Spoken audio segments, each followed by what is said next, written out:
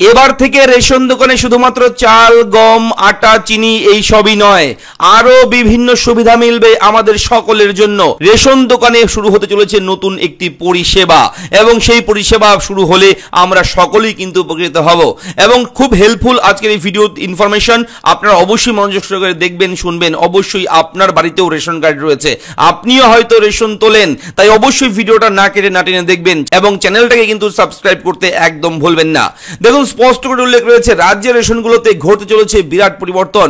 বদল হলো রেশন দোকানের নিয়মে, বাড়লো রেশন দোকানের কাজের তালিকা। এবার থেকে শুধুমাত্র রেশন দোকানের মাধ্যমেই বিভিন্ন রকমের সুযোগ সুবিধা পেয়ে যাবে রাজ্যবাসী।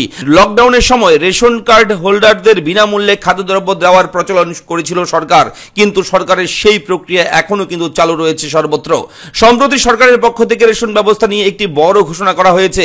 জানা গেছে রেশন দোকানগুলোকে কমন সার্ভিস সেন্টারে পরিণত করার চেষ্টা করছে সরকার। এক কথায় সিএসসি সেন্টার অথবা সিএসসি পয়েন্ট যেতেই বলুন না কেন আপনারা, কমন সার্ভিস সেন্টার কিন্তু খুলতে চলেছে রেশন দোকানে দোকানে।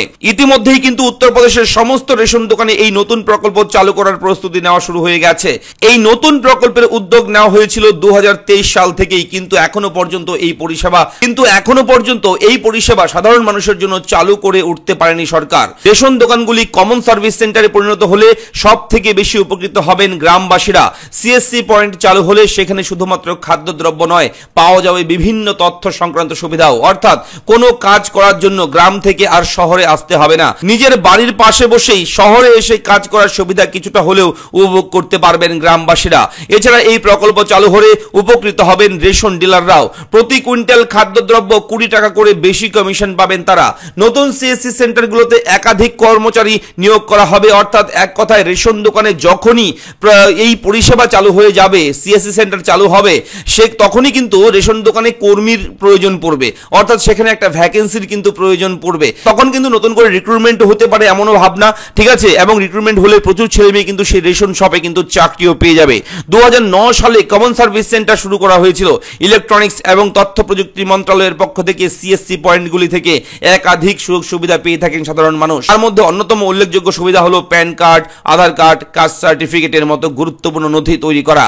সেই কাজগুলোই কিন্তু এবার থেকে আপনারা আগামীতে পেতে পারেন রেশন দোকানে, রেশন শপে।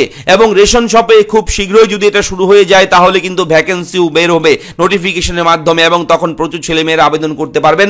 এবং আমাদের চ্যানেলে নিয়মিত ভিজিট রাখবেন, যখনই আবেদন শুরু হবে কিংবা এই সংক্রান্ত কোনো আপডেট আসবে সঙ্গে সঙ্গে আপনারা কিন্তু আমাদের চ্যানেলে সেই খবর কিন্তু পেয়ে যাবেন। দেরি না করে আমরা সেই তথ্য প্রোভাইড করব আপনার জন্য। তাই চ্যানেলটাকে সাবস্ক্রাইব করে রাখুন এখনই। দেখা হচ্ছে পরবর্তী ভিডিওতে। ভালো থাকবেন, ধন্যবাদ।